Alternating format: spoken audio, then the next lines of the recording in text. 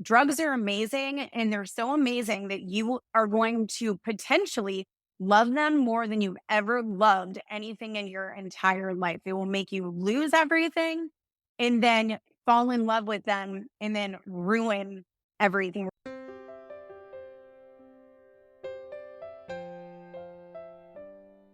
This is Grieving Out Loud. I'm your host, Angela Kennecke, and today we're joined by a woman whose journey of strength and optimism is truly inspiring.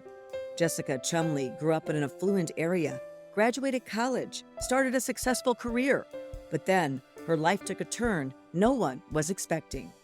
I grew up with morals. I grew up knowing right and wrong. And that was one of the hardest things for me going into that life was all of a sudden everyone around me is doing everything wrong. Jessica's story was sadly all too common during the Oxy era. After undergoing a surgery, Jessica's doctor prescribed her pain pills, and that's where her life-threatening battle with substance use disorder began. I really believe that a lot of people suffering from addiction have just lost their purpose. And in order to kind of get purpose back and really recover, you have to find something that you love.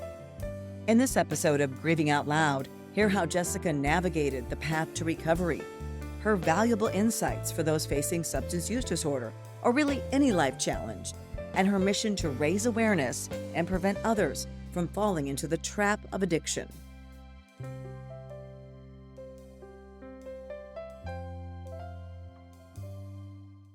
Jessica, welcome to Grieving Out Loud. Thank you so much for joining me today. We found you on TikTok. I've just been fascinated watching your story, some of the things that you went through, how you came to find recovery, and I'm excited to learn more about you today. I'm very excited to be here. Thank you so much for having me. And I'm sorry to meet under these circumstances.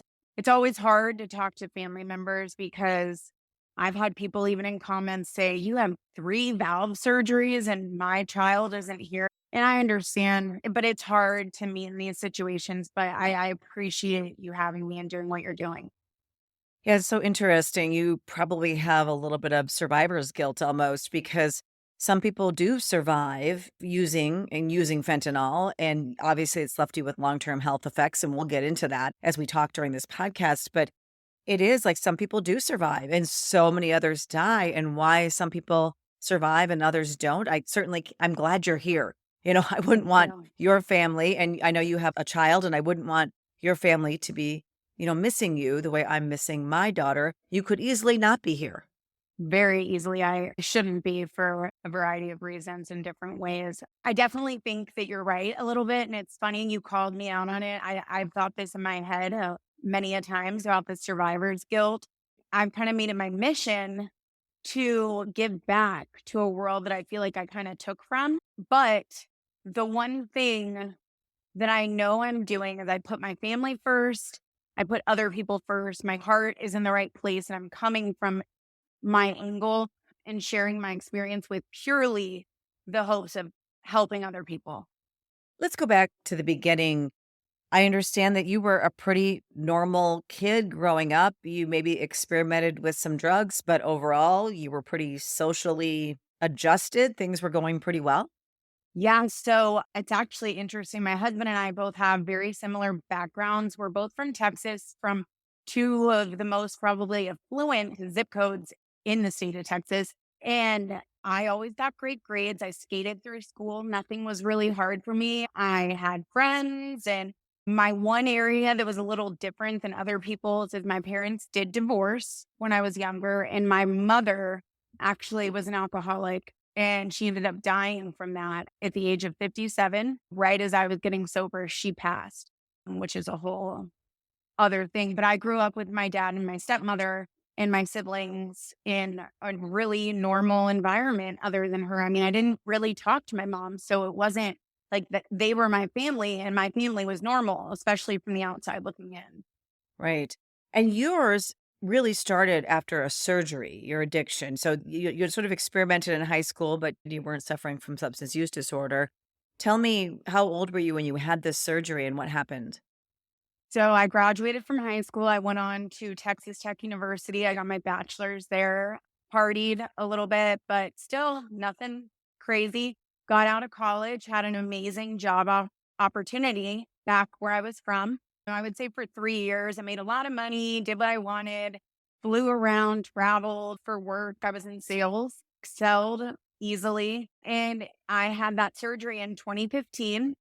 It was actually a very small surgery, and then 2 weeks later, I had just switched jobs, by the way. So my first week in this new job, I all of a sudden come down with these crazy fevers, and they're up and down, and they're super high, and I ended up being septic from that little small surgery, and that put me in the hospital for quite some time. I had a rib removed, I had a bone infection from this blood infection. It put me on a path forward with narcotics and being prescribed them legally that really set, everything else into play. At 25 years old, in the midst of building her path to success, Jessica found herself with an unexpected challenge. It all started with the oxycodone prescribed by her doctor. What began as a solution for her pain evolved into a battle with addiction. Over the course of several years, Jessica relied on these prescription pills, gradually increasing her dosage to fight her growing tolerance. To make money, she then started selling her prescription pills and buying heroin, which was much cheaper. Eventually, her doctor began to sense something was wrong. He'd been seeing me for years. And I don't think he was a dirty doctor. I think this was the time of like the Oxy era where maybe in the beginning he really thought he was doing good. I was by all means successful and normal. And I don't think that he did anything purposefully, but he gave me a drug test randomly, never had given me one before. And of course, nothing's in it but heroin. And so he pulled my scripts, and that was that. I never really could understand heroin to me. I think also it's partly my age. It just sounds so scary and horrible. And when I found out after my daughter's death that that's what she'd been doing, I was like, how could this be? So, can you explain to me, or someone who just doesn't really understand how you graduate to heroin, which I think happened in my daughter's case? I know it started off with prescription drugs like Klonopin and Xanax, and then eventually led to heroin. And also she was a marijuana user at a young age, which is sets your brain up as well. But tell me and tell our audience, for people who don't understand, how do you get to that point of heroin? And it's interesting. I go back and forth. A lot of people talk about marijuana as a gateway. I hated smoking weed. It would get me so high. But it's funny because once I was doing heroin, I could do enough heroin to kill an elephant. But I had zero tolerance and I never liked smoking weed. It did the opposite. Instead of pull my anxiety down, it was raising it. So I was like, So I just never was into that. Pain meds and the anxiety meds, I think they did for me. I think they calmed my brain a little bit, which is maybe why I liked them. But with anything, no matter what it is, you develop a tolerance. And so while heroin, if you would have told me in 2015 when I was initially prescribed pills, a pill doesn't sound scary. Heroin sounds petrifying. And to me, that was like, oh my God, heroin. It was something I never in 1,000 years would have expected to do, but it was way cheaper than pills. And you could sell the real pills, like my prescriptions, for $30 a piece. Where heroin, you get, a smaller amount, and it was way cheaper than having to do, the abundance of pills that at that point I was having to do. Right. And also, most people obviously don't start off shooting up heroin. They don't start using it intravenously, but almost everybody ends up using it intravenously. You kind of graduate from, at some point, you don't care, right? Right. And I think that once you start using a needle in any situation, I really think that's a game changer. That's the time that you have a problem, a big problem, because that is something that no one in their right mind would ever want to voluntarily do. And if you're doing it for a high, you have an issue once you start. That issue quickly ruined every aspect of Jessica's life, from her career to her health to her relationships. I was a fast paced person. I kind of went from the prescription pills, but as soon as I did touch that needle, I just walked away from my life, right? I was too ashamed to look my parents in the eye and explain to them, I had a problem. I literally walked down my door one day, went to the dope man's house, and just never came back. I ended up bopping around in motels and hotels and trap houses. And I learned a life that like I didn't even know existed, because to the average human, you won't even touch it unless you're looking for it. It is a little bit more obvious now in certain places. But to me, I lived in a bubble and I was thrown into this chaos. I think most people probably start off smoking it and then graduate. But with the fentanyl in the beginning in 2016, it wasn't as big. So we would get batches where I know that it would knock me out more. But it was really at the end of my addiction where 100% everything that I was getting, I wanted heroin. It lasted longer, but I was getting fentanyl. What year was that? So yeah, that was like, I would say 2019. Oh, 2019. And yeah, it was already prevalently laced, especially in heroin, and then eventually all drugs. But I'm thinking of you going from this life of being kind of a normal teenager and going to college and having a good job, and then this surgery, and then just your life changing to how you describe it, being homeless basically and using drugs. And that's the whole focus of your life. And you just think, how can you be both people? I don't know. I'm better at living like this. I'm better at being normal. I grew up with morals. I grew up knowing right and wrong. And that was one of the hardest things for me going into that life was all of a sudden everyone around me is doing everything wrong. They're robbing, stealing, thieving. That's how they live and survive. And so I was getting brought, I every bad thing that could happen to me because I was so green at first, right? I was taken advantage of in every single way you could imagine. But it becomes dog eat dog. You have no choice. And at this point, my parents weren't speaking with me. It was my dad and my stepmom, and I have younger siblings that are all really good kids. My parents did not answer the phone during the entire period of my addiction. So it wasn't until later. I had no one to call when I wanted out. Well, you must have felt horrible about yourself. And I think this compulsion or this need to continue to use the drug is something that, unless you're in that situation, you can't really understand.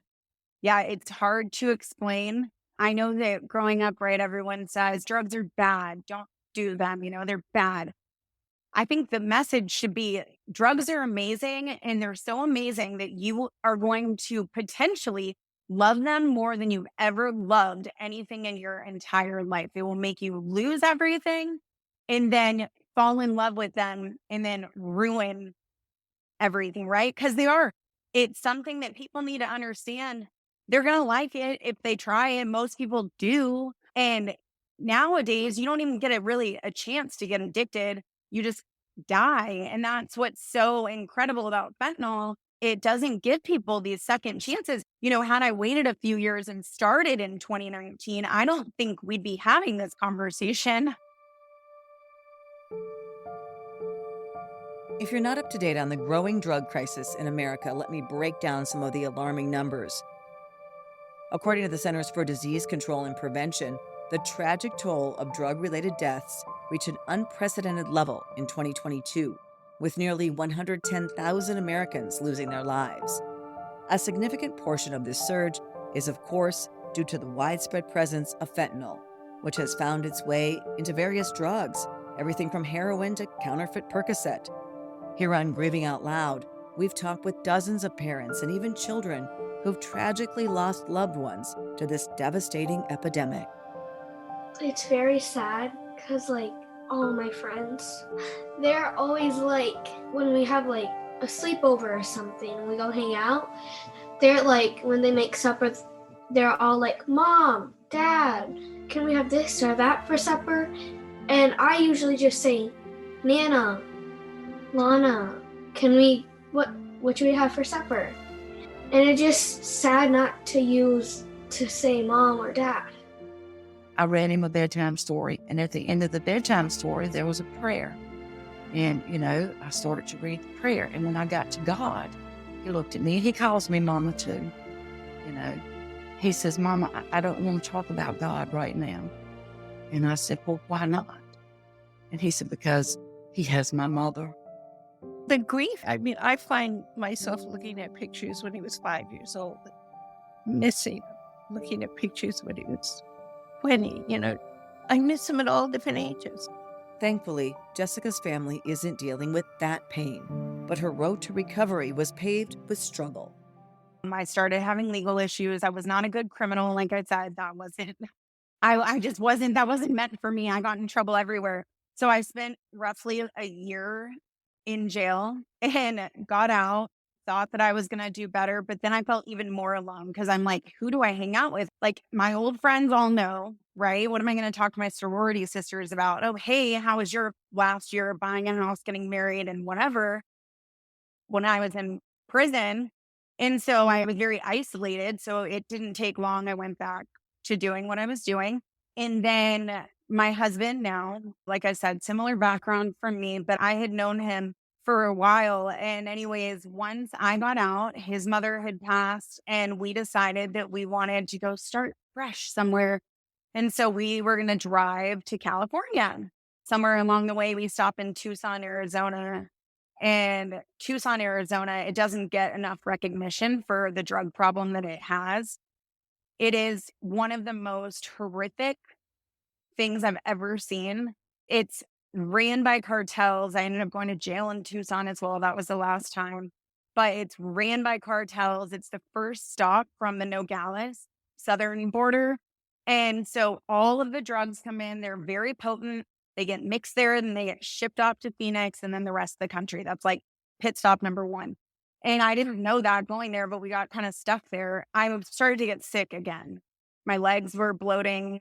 I had fevers. I knew something was wrong. And so I went to the hospital and I'm expecting them to tell me that I have some infection. I was expecting that. But they also tell me that I was pregnant and that I need open heart surgery. Wow. Yeah. So at that point, I had already been really tired of doing that life. For me, it was mentally, I was screaming inside. So when I had the option and found out I was going to be a mom to not fail at the one thing that I had not done yet, I jumped all over it and I never looked back. I had the heart surgery while being pregnant. That was my first one of 3 heart surgeries. What kind of heart problem did you have? So I had infectious endocarditis. It is something very typical in people that use IV. Caused by your drug use? Yes. Well, I mean, that first infection I'd had years prior, I think was like kind of always there. I think I was just infection prone, but that surely, yes. I mean, probably 100%. Yeah, it's very common actually, and a lot of people die from it. So I had my mitral valve replaced while being pregnant, and I listened to everything they said, spent months in the hospital. And then by the grace of God, my husband's family called us and they're like, you 2 idiots, we're giving you 1 shot. We're going to send you guys to treatment. If you want to go, here are 2, train tickets, find your treatment facility, whatever, we'll pay for it. If you don't make that train, if you don't go, if you don't change your life, don't ever bother calling us ever again. We went and we've been sober. Well, it's hard to say my sober date because I was on meds in the hospital. So some people will disagree with. But anyways, we never looked back. Did you go through horrible withdrawals? A little bit. So I was in the hospital, keep in mind, like for months. So I was under a lot of doctor care. And they had me on everything from pain meds in the beginning to then they put me on methadone for a little bit, which that was the worst. And I had terrible withdrawals from that. They switched me to Suboxone or Subutex for a short second. And then I got to have a really candid conversation with my doctor, and I said, look, like I mean this when I tell you I want to get sober and I want it and I want to be free. And to me, I still don't feel free. And I did do a slow sub taper and it worked for me. It was very slow because of the baby, obviously, but I wanted to be free. And you were able, after that treatment, to stay in recovery, which is incredible. And what about your husband? Did he struggle as well? We were 2 individuals running around that had lost purpose, lost their family, lost status, lost everything, right? We're the bad ones. we weren't going to probably get that purpose back as individuals, but neither one of us had had a child. And as soon as we knew that, my husband's an amazing dad. From the moment that we found out about my son, I'm telling you, we have walked the walk and done everything that anyone has told us to do. And we love that. He saved my life. And I don't know that the medical stuff even would have been enough if it wasn't for him. But I really believe that a lot of people suffering from addiction have just lost their purpose. And in order to kind of get purpose back and really recover, you have to find something that you love, just even if it's a little bit more than that drug or something you strive for. It just has to be a tiny bit more. And you have to remind yourself.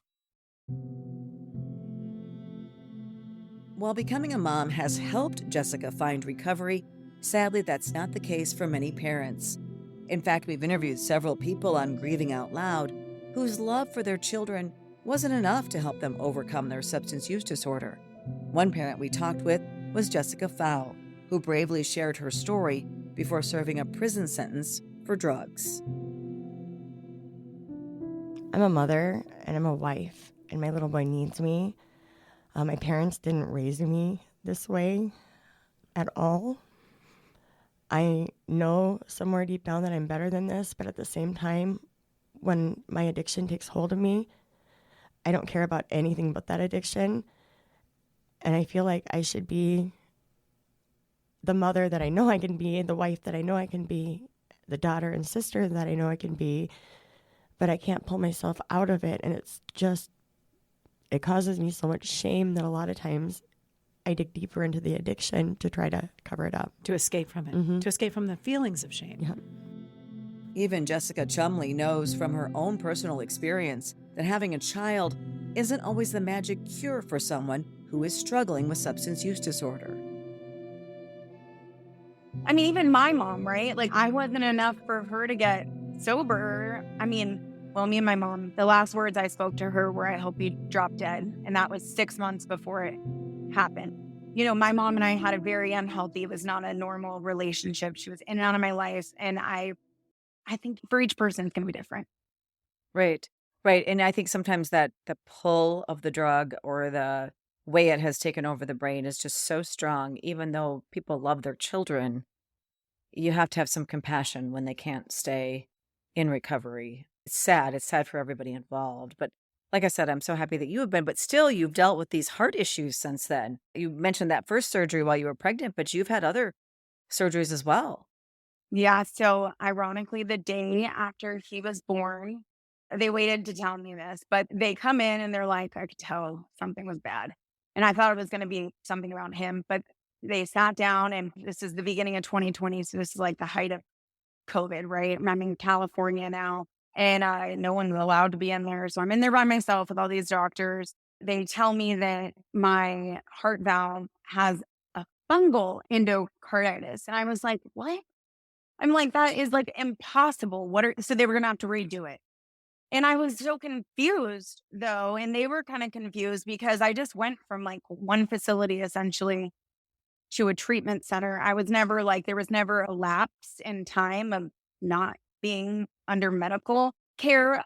During this time, I know that Candida kind of sprung. I don't know if you've ever heard of that, but they call it the fungal superbug. And it was very prevalent and also overlooked during COVID because everyone was paying attention to COVID. But anyone that had infections or PICC lines or was taking long-term IV meds were prone to this. And anyways, fungal is just very hard to get rid of once you get it.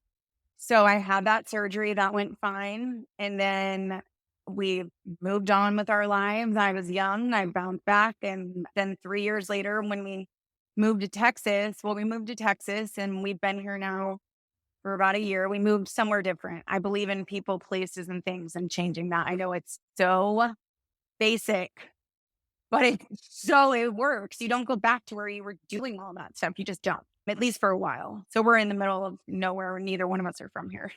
But I got sick again. And I think it was just from like switching doctors and different doctors' decisions on medications and if I needed it or didn't. And that fungal infection came back. Yeah, I bet this is something you're going to have to really watch and probably worry about for the rest of your life. in terms of wanting to be there for your son? It's devastating and it's my biggest regret. I don't regret anything if it got me to this point, but if I were to regret one thing, it would be, God forbid, something that I did take me away from him because of some of my mistakes. And that would be my only regret because every single experience, everything I went through, I was a selfish person before. I wasn't very nice. I wanted to make money, have a big house. I was about me. I was very me, me, me. And then I went into recovery and I became like, I just changed genuinely from the inside out. Do you think that the threat of relapse for you or your husband is always there? Or do you feel like you've sort of put this chapter in your life behind you and it's not really a issue? For me, I actually prayed very hard to God. I prayed incredibly hard when I found out and I begged God to take away my desire to use drugs, right? And I will tell you, I've never really had that desire to go back. I think my husband, in the first maybe year, like if he got frustrated with something, maybe if we would have been in Dallas per se, or where, or Tucson, maybe things would have been different. But we were in a totally new environment where we had never used. All we knew was being sober. Our only friends were sober and in recovery with kids and doing the same thing we were doing. So maybe at that point, but I don't want to say never, but I've been prescribed pain meds during hospital stays. I always tell them that I prefer no pain meds, but I take the least amount possible. I know opiates are not something I will ever want to mess with again. And I don't want to say that we're totally over it because maybe that sounds naive, but yes, we are very different people from the people we were before, including our families are very involved in our lives as well. Well, that's great to hear that you've both reunited with your families. Yes. Have you lost a loved one to overdose or fentanyl poisoning? I'd like to invite you to share their story on our new Emily's Hope Memorial website called More Than Just a Number. They were our children, siblings, cousins, husbands, wives, aunts, uncles, and friends. So much more than just a number. You can submit a memorial today on morethanjustanumber.org. That's wonderful. And why do you share your story? It's crazy. My husband does not have the recovery sharing bug that I do. He's like, what? I just want to never talk about drugs ever again for the rest of my life. Like, why do you do this? Like, la, la, la, la. And he goes to work and he works really, really hard and has a great job. And that keeps him busy. He's different than me, maybe a little bit less emotional. I feel emotionally vested to this cause. And I've met a lot of great people in recovery that, helped me. Someone along the way helped me. And I asked a random person, hey, be my sponsor. I don't know what I'm doing. And she turned around without a hesitation and said yes. And that became the only person to this day that's watched my son overnight. She's wonderful. And she did it out of the goodness of her heart. And a lot of people in recovery do that. And I really think that's how you kind of have recovered. Right. And there's also a level of accountability as well. When you share your story publicly, we've had some recipients of our Emily's Hope treatment scholarships share their story publicly who've said to me, it holds me accountable. I've let the whole world know I'm in recovery and let them know my story. And there is some accountability for that. Oh, 1,000%. And I live in a very conservative part of Texas now. It's not the same as California. There's a church on every corner. And I don't locally share. I mean, I have a couple friends that know my story, but for the most part, I felt more comfortable sharing in California. It's about the only thing I'm really liked about more, than Texas. It's very welcoming for recovery. It's not the same here. So I had to get comfortable with that because that was hard for me. It sometimes still is. I worry about my son and, I don't want to be a burden to him. Well, that brings something up because there shouldn't be any shame around it. You suffer from a disease of the brain. It should be looked at it like that. Obviously, you would never make those choices for yourself if you were thinking and acting rationally, right? Oh, never. And you have a platform here. We have a lot of listeners on this podcast. What do you want people to know Is there anything you want people to know about addiction or fentanyl or just recovery or anything in general?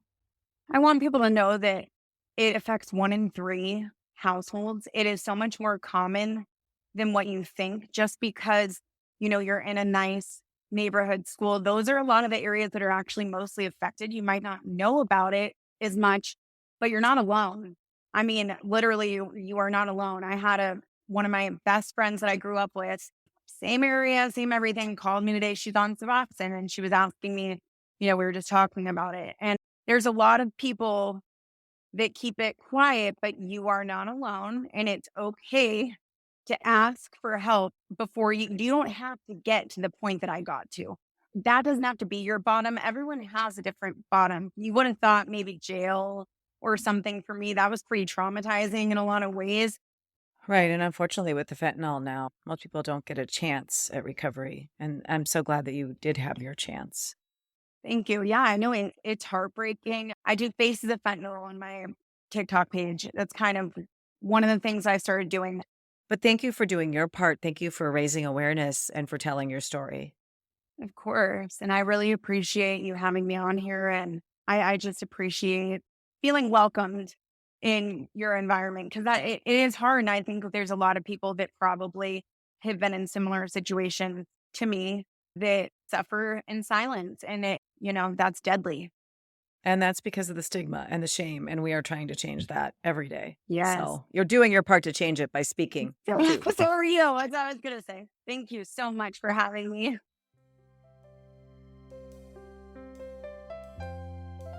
Thank you for joining us on this episode of Grieving Out Loud. Check out more episodes along with the latest news about substance use disorder, our nation's drug crisis, and the government's response on our website, emilyshope.charity. If you found value in this podcast, we'd really appreciate it if you could leave a positive review and to share it with your friends and family. It's a small action that goes a long way in helping us achieve our mission of increasing awareness about substance use disorder, reducing the stigma so that more people can get the support they need. Thanks again for listening, and until next time, wishing you faith, hope, and courage. This podcast is produced by Casey Wonnenberg King and Anna Fye.